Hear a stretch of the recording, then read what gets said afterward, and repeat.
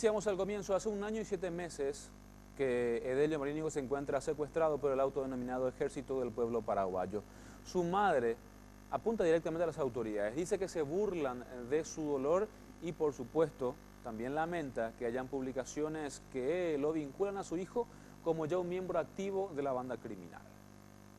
La última prueba de vida del suboficial Edelio Morínigo se dio en octubre del 2014, junto con el entonces secuestrado Arlan Fick, que fue posteriormente liberado. Obdulia Florenciano expresó que tras esta prueba de vida ninguna otra información fue proveída por parte de las autoridades. Oye, burlar la gente de la investigación, la gente oye un bapuaco, oye burlar, porque no puede ser que pecha ya vivió. Va, ella pico pecha, ta hashe upare ya treve, ha po, la gente, la ciudadanía hoy cuajan más, va ella paña y meña neretame.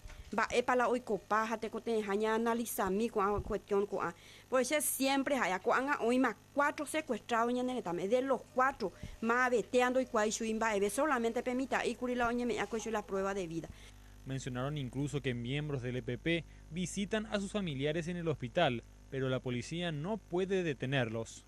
Hamba ese tepa umia la de la indignación porque ya ha cumplido años y 7 meses ore familia andoro y estado de salud, estado físico, ella para mí oye ya la ore familia.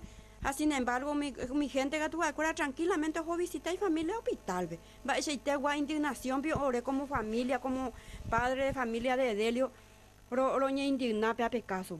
Lamentaron que personas mencionen que su hijo ya se ha pasado a las filas del EPP. Va, porque ore con todo y cuay.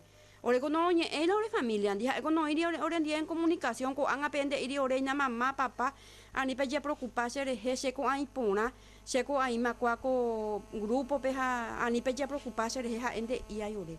La semana pasada Obdulia Florenciano llegó hasta la capital para hablar con las autoridades respecto a la situación de su hijo, pero solo fue recibida por el senador Arnoldo Vince y el diputado Ariel Oviedo.